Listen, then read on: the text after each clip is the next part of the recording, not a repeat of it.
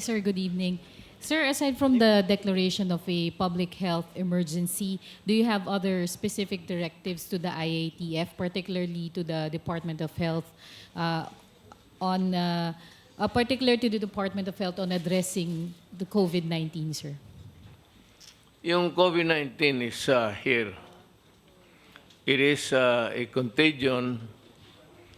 It has not reached the level of an epidemic in our assessment, and neither is it pandemic.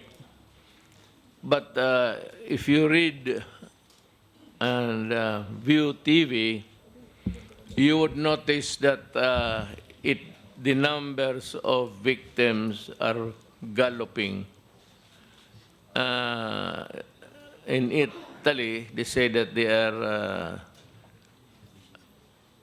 taking in 1,000 a day. Ang sa Pilipinas, wala pa naman masyado. May bagong yung sa 24 plus the That's it. Plus 4 na yan, sir. 24 lahat as of last count. But the infection, the transmission is going on. Kasi may mga bago nadagdagan. 20 plus 4, it's 24. So that is how bad it is. So we have decided to the clamor also of the mayors, probably much worried than we here. So it is the consensus that by the body that classes will be suspended in NCR, National Capital Region lang, beginning tomorrow, and it will end in March 14. The reason being that parang tignan natin yung incubation period, which is not ordinarily like a normal virus, 3 or 4, ito umaabot ng 14 days.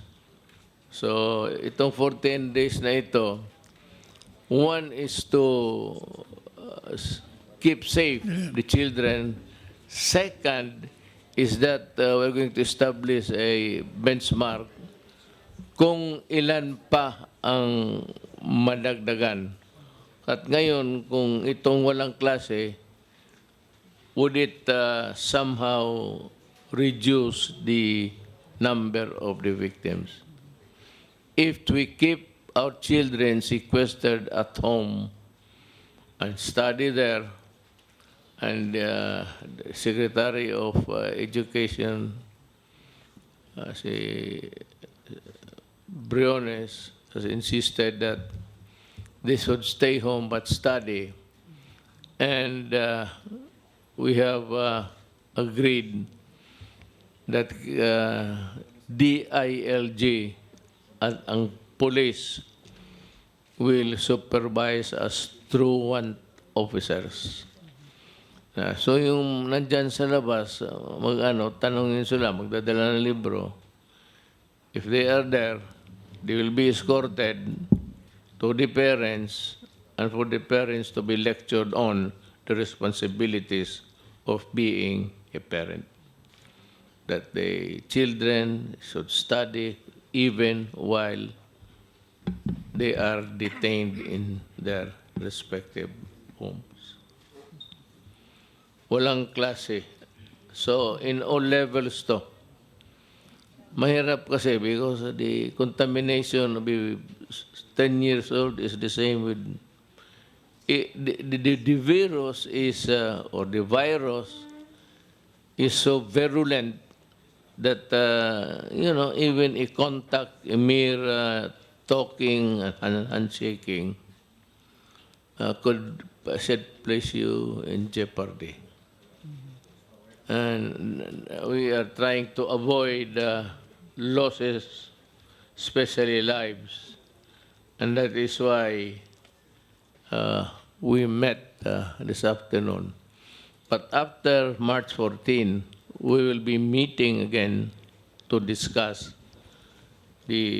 whether we save lives and yung itong ano ngayon, itong 24, gagaling to. Pero palagay ko, gagaling. You know, I was just shooting the breeze with everybody. Mas marami tayong mga Chinese na yung to the extent of creating a xenophobia. Sino is Chinese, phobia is parang pantakot sa insect. Do not do that. You know, there are Chinese as there are Filipinos in China also affected. And we have something like 300,000 in Hong Kong. We do not have the accurate number of Filipinos working in the mainland China. So, yung irresponsible reporting, as if we are blaming everything against the Chinese. It should not be the case. For as long as we cannot stop travel, we cannot. We have to continue to open our doors. Baski na sanabi noon na while the virus was starting, because that is really the norm of conduct of the world today. Travel. You have to travel abroad, business. Especially that we have opened our doors to investments. What's bothering us is, well, ganito na lang. We have the money to combat itong COVID na ito, 19. I assure you, we have the money and we can defeat that tanginang virus na yan. Saan ba nakatira yan? We can defeat it. And this is not the first time that we have, well, in a way, in the past, I remember when I was young, there was this flu. It was also. Alam mo, ang totoo niyan, there's a cleansing, not really a cleansing, but hindi magtagal ito eh. Kaya the first one is the bubonic plague, the Black Death. Merong maraming namatay. Then yung Spanish flu, just after or before World War I. Mga sundalo, patay lahat. And then we have this thing,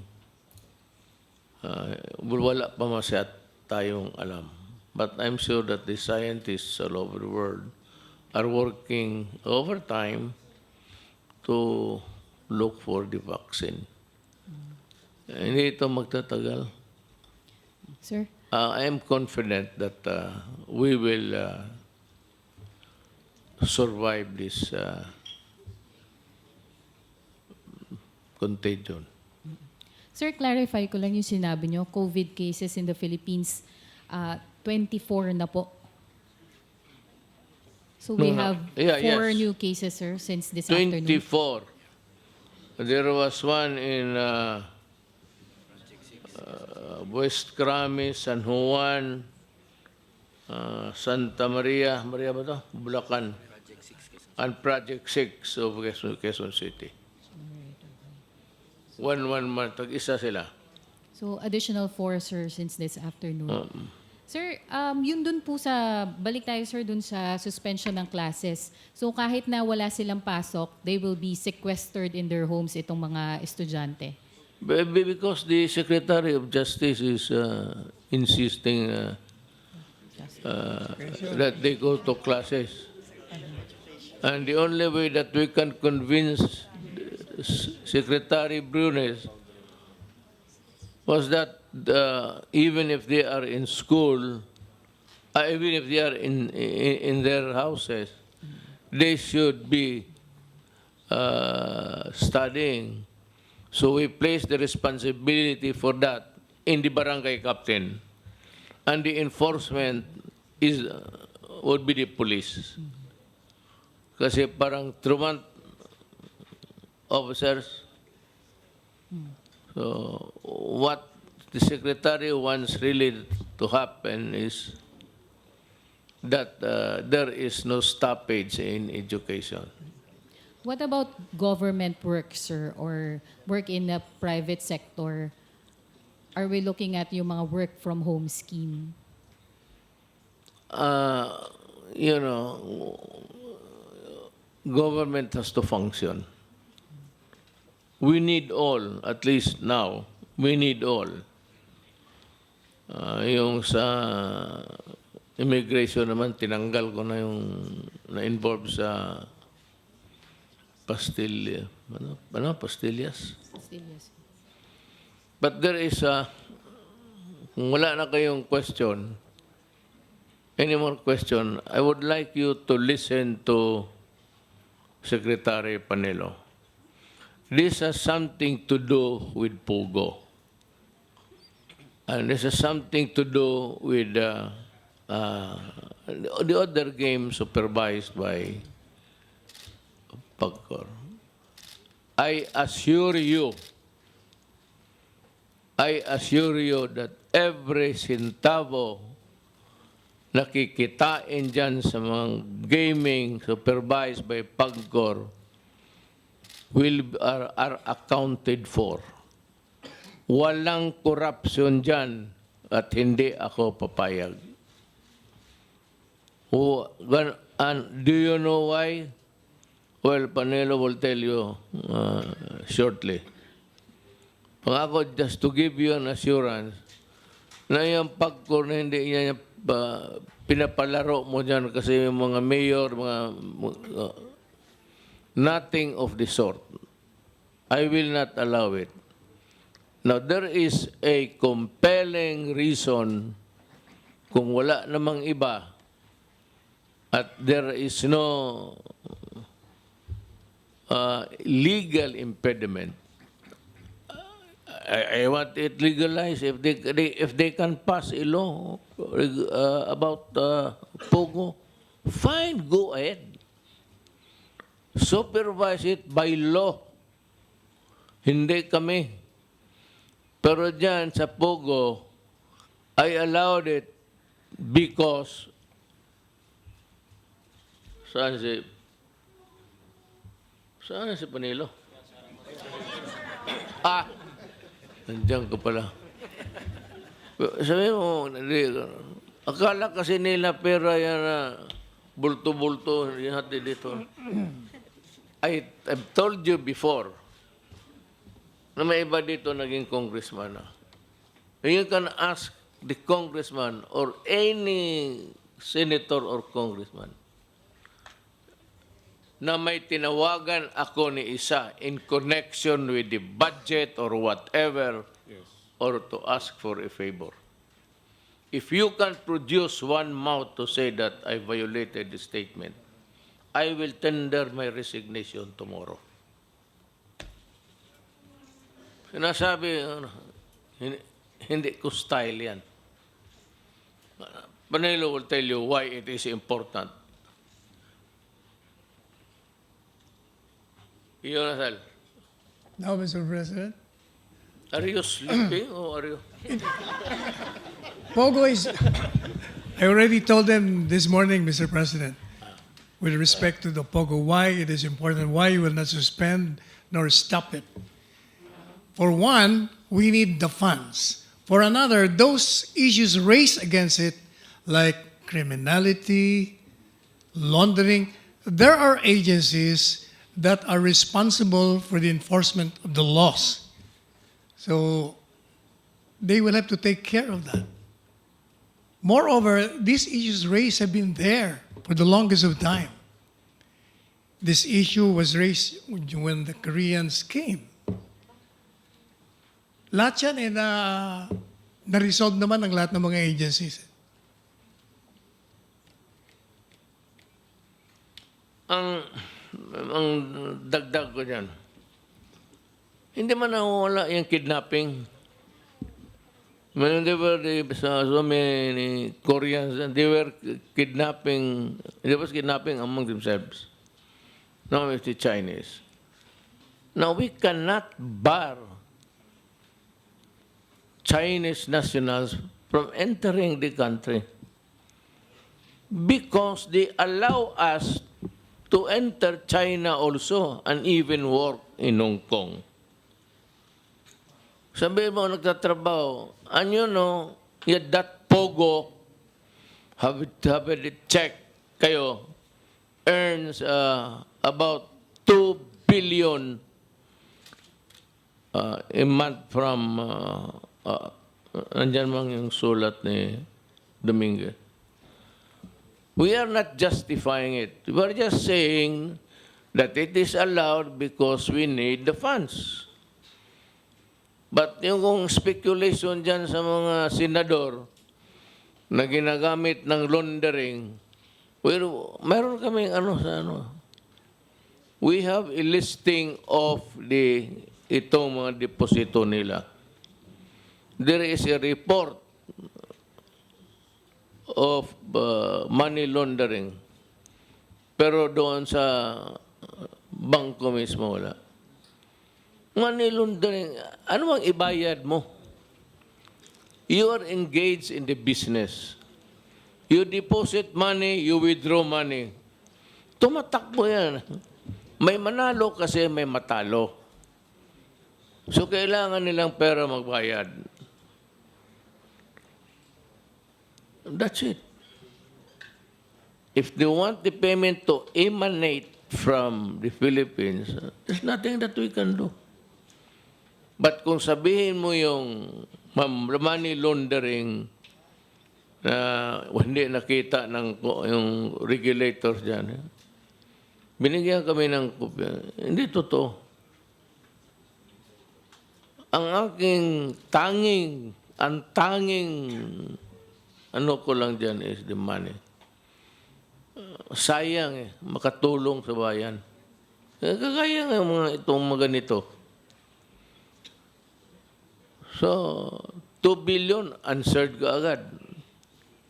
So, we have the money.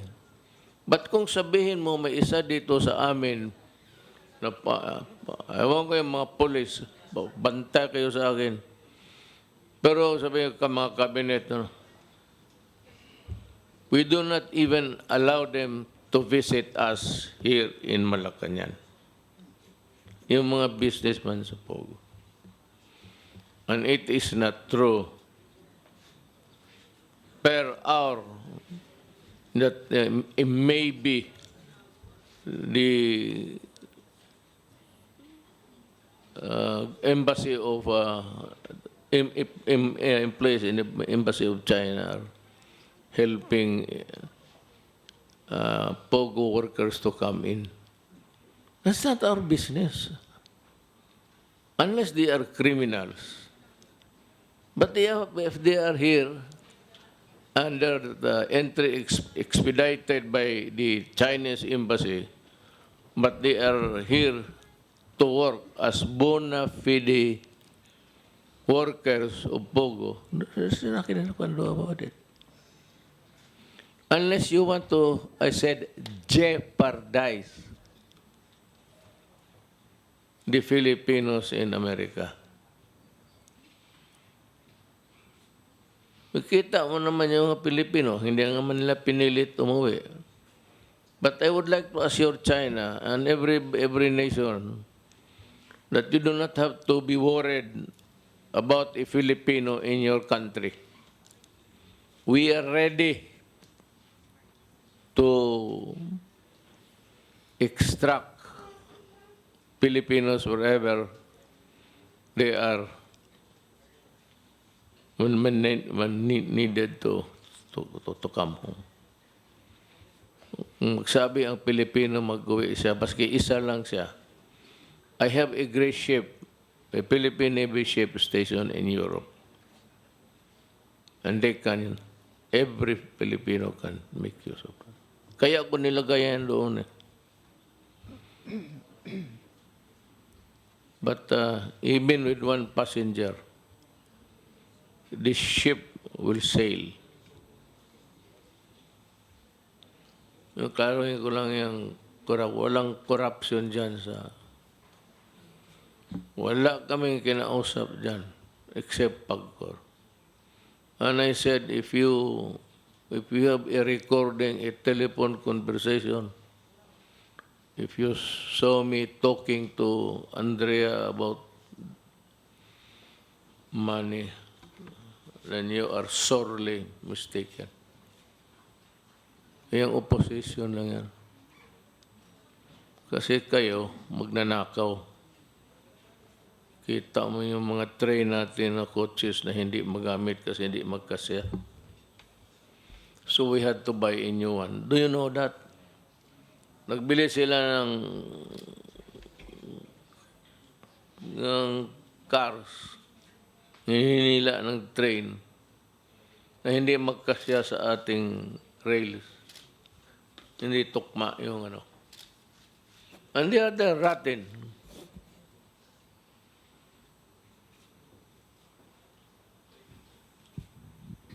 Ano masabi ninyo sa amin? Sige daw. Give us a project where there is corruption. Pero marami na akong napano. Pasig Commission, wala na. Wala man rin nalinis. Diyan ako nakatira sa likod by the river. Pumasok sa CR ko yung baho. Ano? Waste of humanity is floating there.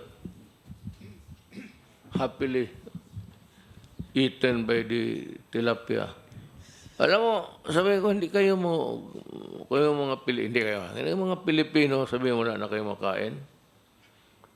All you have to do is to buy hook, line, and sinker. Manumano ka lang sa kamay. In one day, isang taro makuha mo dyan sa Pasig na tilapia. Yun, corona yun. Basta ganun na ubo. Mr. President, Yes. Henry Uri of DCRH will ask his question. Mr. President, magandang gabi po sa inyo. May kahilingan po yung ating mga kababayan na malaman kung saang mga lugar nagpunta yung mga nagpositibo na po sa COVID-19 para po makaiwas sila alang-alang na rin sa kanilang kaligtasan. Ano po ang sagot ninyo rito, Mr. We have President? a successful tracing method. Kaya lang, mahina yan. It doesn't mean to say na malaman mo yung pangalan niyang araw na yan, on that day you can trace him where.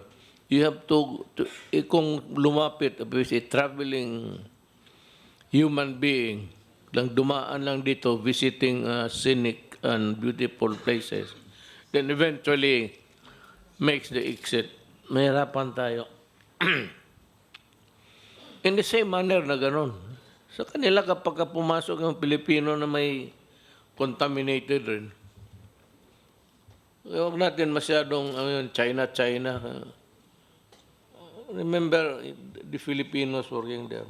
That's the reason why I have a very passive mouth when I am talking about workers, especially in the Middle East.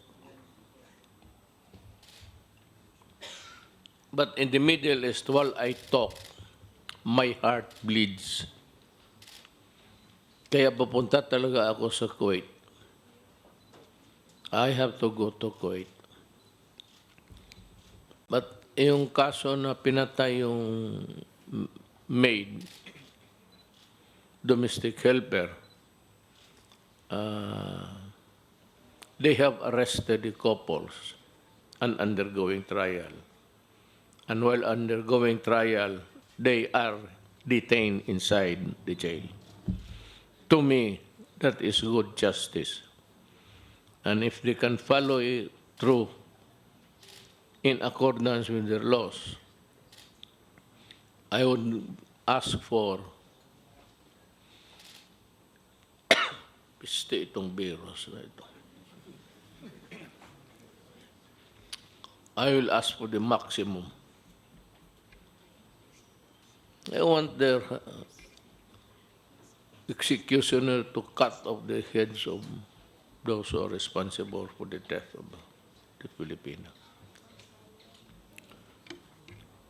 Another question, Mr. Pero President. pupunta ako. Opo, paano po pinaghahandaan ng pamahalaan yung posibleng pagtama po nito sa ating ekonomiya? May mga negosyong malulugi, may mga trabahanteng mawawalan po ng kabuhayan. Paano po ito pinaghahandaan ng gobyerno? We will have to adjust, I said. That's why we are saving money. For those who cannot talk and for those who are poor, na hindi sila makakain, I'm sure I will have something for them. Uunahin ko talaga ang mahirap, yung hindi kumakain. Yung mga mayaman, okay na yan, hindi nila tayo kailangan. They do not need government to help them. The rich people can stay ungoverned. Hindi nila kailangan ng police, mga mayor dyan, mga senador, because on their own, they can survive.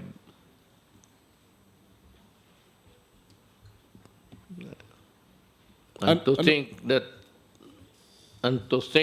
the richest people in this country, in this fucking country, were the ones who were milking the most of our resources. Ano po yung tulong na particular na pinaplano ninyo para sa mga mahihirap na maapektuhan po nito, Mr. President? Bigas. Total, maraming reklamo bigas na hindi na, you know, even if we spend all the money, mapunta sa mga tao pagkain. Para sa akin, yun na yung pinaka-ano. Ano pa, kung walang trabaho, sabi mo, walang ekonomiya, nothing is moving. Every country is closing its borders. Nobody gets out. There is no product produced. Productions are slowed down. So, we'll just have to fend for our own. Ngayon, sabi na maraming bigas, hindi na. Bilihin na natin ang bigas. Malugi tayo. Maubos yung pera natin, ubusin natin para pagkain sa mahirap. Kukulangin pa yan. Milyon ang Pilipino na walang trabaho niyan.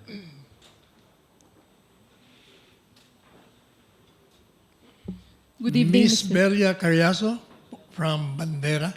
Good evening, Mr. President. Sir, may proposal po si Congressman Salceda na mag-declare ng lockdown dito sa NCR for at least 1 week. Kino-consider po ba natin ito kagaya sa ginawa sa Italy kung saan 16 million residents yung affected?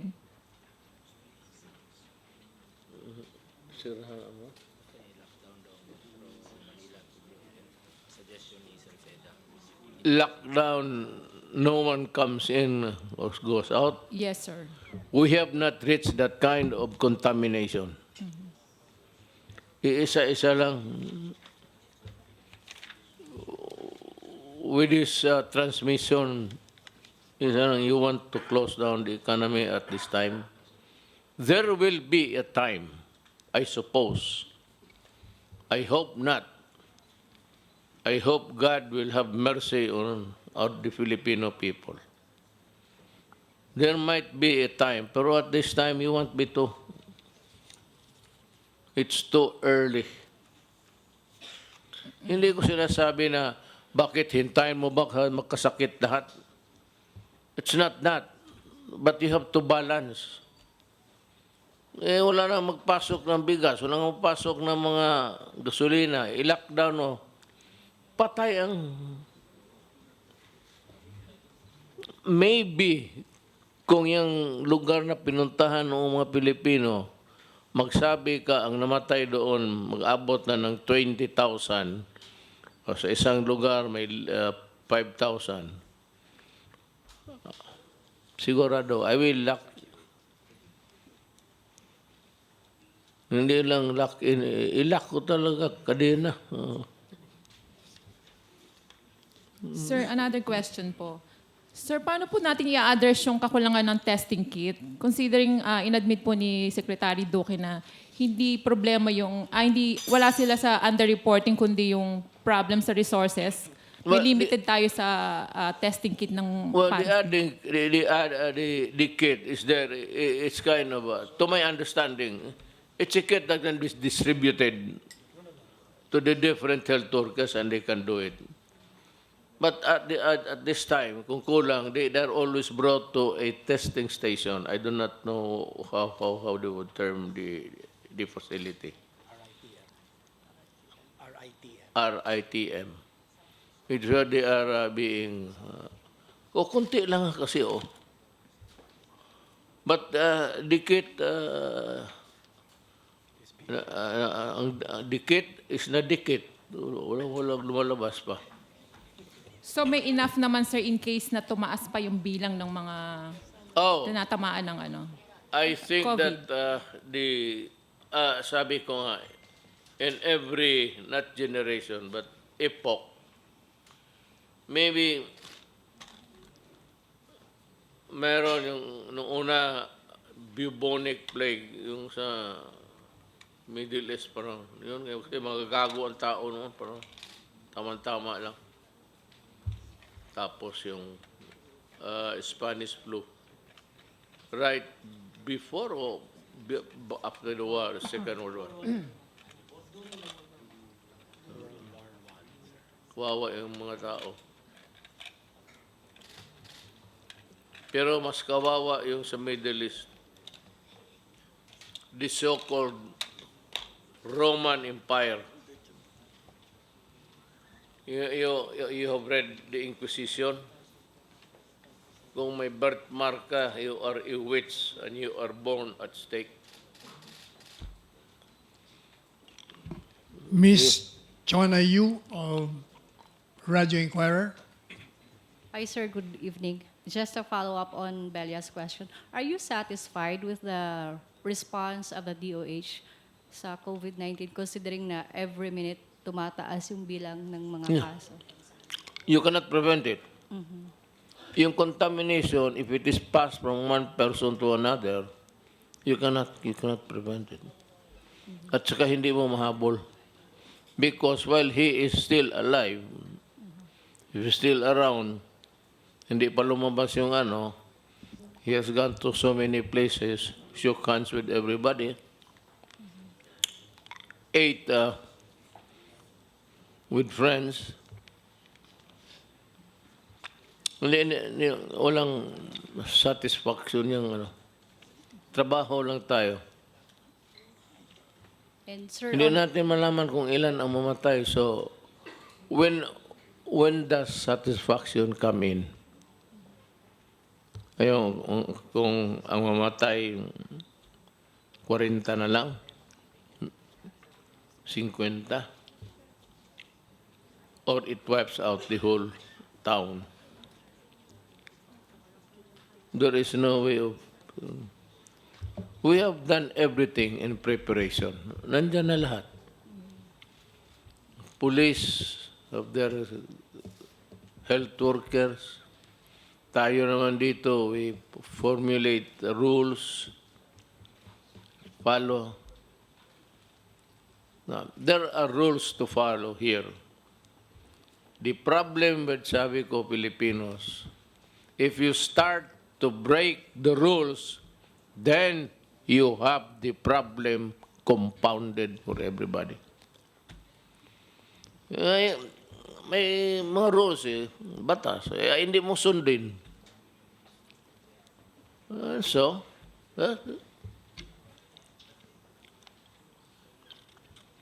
sir, another question. Will you still push through with your visit to Boracay to promote yung local tourism? look, I am not going to Boracay itself. I ordered the cleaning of barangay. Si General Anyo pati General Samato. Kaya sekretary na yan sila. Malinis na. Si Berna. Wala naman tao pumupunta doon. Pero ako, I'm going there because I declared the island of Boracay as a land reform area. Yung likod mismo ng mga beach na tinitignan ng mga maglagay ng cottage, maglagay ng kung ano-ano. Sabi la, Mayor, ang plano namin to resort. Sabi ko, you just wait after the cleanup. After the cleanup, I told Castriones, prepare the proclamation. I declared it land reform area. So I gave it to the natives. Then further inside the island, sabi ko, ubusin mo.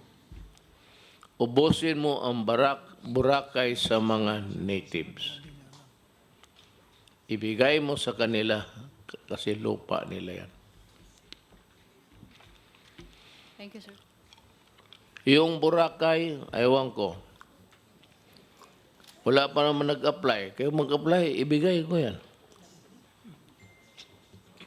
If somebody would claim it as a land reform area, and if it is valid to me, I will give it to them. Total yung nag-operate dyan, nagsugal dyan, bawi na yan sila sa kapital. Sir, I asked that question kasi Secretary Puyat said na you will visit Boracay to promote local tourism amid nung coronavirus. Yes, kasi wala ng tao. Ito na kasi si Berna eh. Wala naman punta. Sabi ko, sige, magpunta ako, pero maligo tayo. O dito, hindi kita bastos. This is not, anong tawag niyan? Feminist, ano? Sabi ko, sige, maligo tayo. Sabi ko, alam mo na, yung ligo tayo na, I also have something to look at.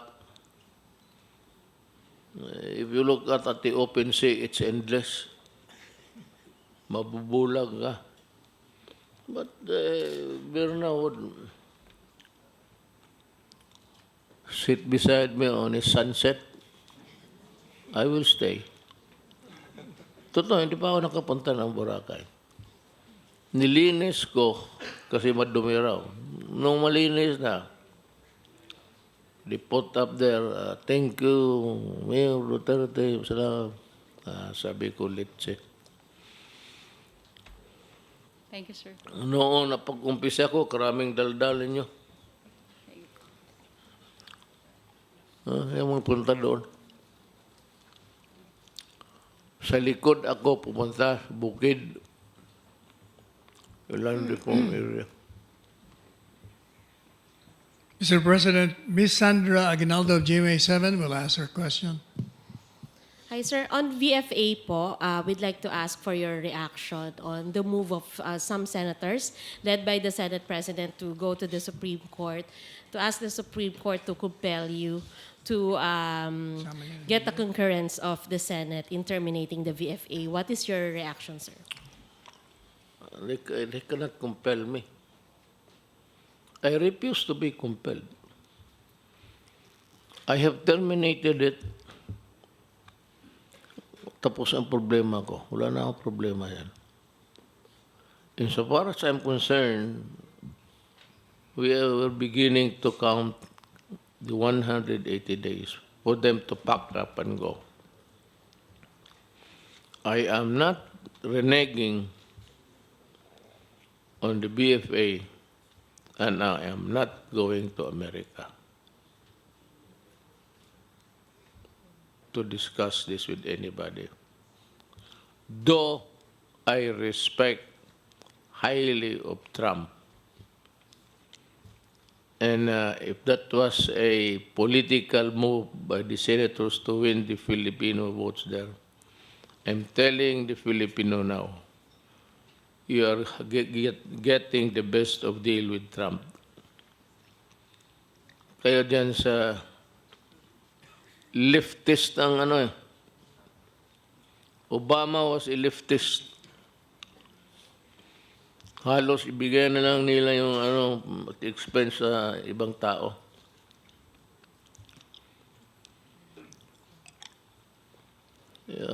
To the Filipinos, if you perchance lumabas ito, bumoto kayo kay Trump. And they say that I am interfering. Of course, I'm interfering. Tell that to the Americans. That Duterte is insisting in interfering. Alam mo bakit? Do you know why I'm interfering? Can anybody answer my question?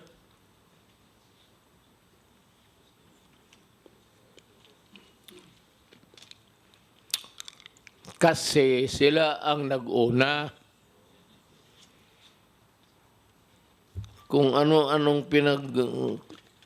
extrajudicial killing. Tapos 70,000. Saan nakalibing yung 20,000? Na mag-head count kami doon sa... Kung may matay dyan na binaril. Extrajudicial killing. Kita mo, bumaba na ngayon ang droga, at least. Hindi na takot mag-uwi yung mga tao sa bahay nila. I have returned the streets to the people. Kasi yung public places are intended for law-abiding citizens. And if it is na hindi na makauwi ang mga bata, takot na, and they are nervous, especially the working girls, mga sales girls dyan sa mga mall. Alam mo ba ang buhay ng... Alam mo ba ang buhay niya mga yan? Mag-abot yan ng bahay nila mga alas 11, alas 12. Maglaba pa yan. Magluto ng pagkain. Para kinabukasan. Matulog yan, 2-3 oras. Gigising yan, bihisan yung mga bata, ihatod sa... Tapos, barabarahin mo pa ng... para lang sa... Shabu. Patayin mo isang tao. Yung sa Davao, check it out. You have your stations there.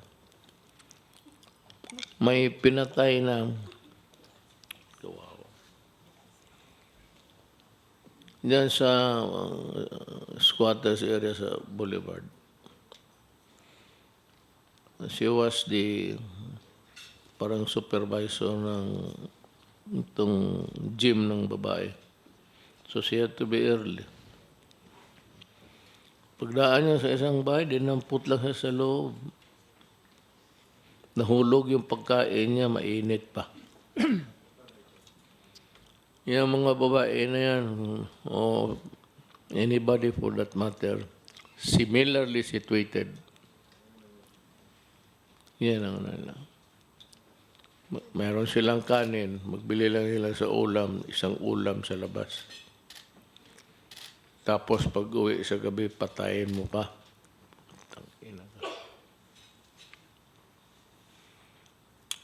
Mr. President, Ms. Joyce Bulancio of DZMM will ask her question. Good evening, Mr. President. Your presidential security group is, they said that they will be implementing a no-touch policy on you. But earlier, we saw you shaking hands with some cabinet members as well as other people present here. Does that mean you do not want that policy? No, correct. Why, sir? I want an embrace. Why only a handshake? Kulang yan. Maniwala kayo, PCG, tapos sila, sige, gakus-gakus ng babae, tapos, why, do you think Panelo is not holding the hands of the women, you know? So you don't see the need, Mr. President, to follow such protocol? Kalukuhan niya. Putol-putol. I will shake hands. Anak, ilang kong bang sinasabi na sa iyo na kung tawagin na ako ng Diyos ngayon, oras na ito, pupunta na ako. Tapos na ako. Naging presidente na ako. Pinakamataas na maabot ng isang tao. Mga anak ko, okay na. But sir, how about your public appearances? I believe your partner, Ms. Hanelet, is also urging you to avoid going to public, crowded places, also to avoid being affected with COVID-19. Trabaho ko yan eh. Kanat. Pera na lang kung yung mga participants sila matakot. Ako, tatanungin ko sila, matakot pala kayo mamatay. Buti sana kung mayaman. So, Wala man kami pera. so, Mr. President, you will not be declining invitations to events that's supposed to happen in crowded? No, I will not decline invitations. Okay. I will shake hands with everybody. I am going to Mindanao to visit my dead soldiers, if they are still there, and to congratulate my warriors. Thank you, Mr. President. Matayan ako, apat na sundalo ko. Mr. President, Ms. Tricia Terada of CNN Philippines will ask the last question for the night. Hi, President. Good evening.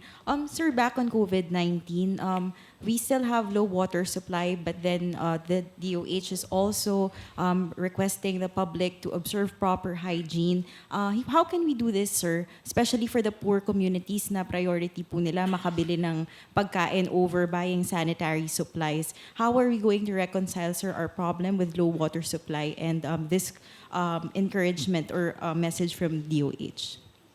I am not an economist, but Secretary Lopez is here. But it would take a discussion of how it works. Ano lang yan, the law of supply and demand. No, sir, how about yung water supply, sir? Any assurance, sir, na magkakaroon tayo ng stable water supply, especially, sir, in poor communities? I am forcing the issue, yung dam sa Kaliwa, Wawa. Because if I do not do it in the next 2 years, magpalasot, ang mayor ng presidente ng Pilipinas, papatayin, pang-apat ngayon galing sa akin, papatayin ng Pilipino kasi walang tubig. I will force the issue. And I will battle with them in court. And I hope that the judges and the justices would understand. Talagang hindi rin ako magpapigil. Kasi kung magpapigil ako, wala kayong tubig. Yung apo ninyo. Pipilitin ko talaga yan. I will force the issue. I said I will fight all the way. Sir, but at least for this year or for the time that we are fighting COVID-19, can we assure the public that there will be enough water supply? Meron yan. 2020, meron yan. Sigurado ako.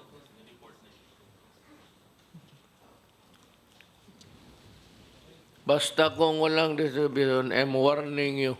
I'm warning everybody. I will industrialize the water industry. And government will do the construction. And we will force the issue. Kasi hindi madala ng legal yung tubig pati pagkain. I don't believe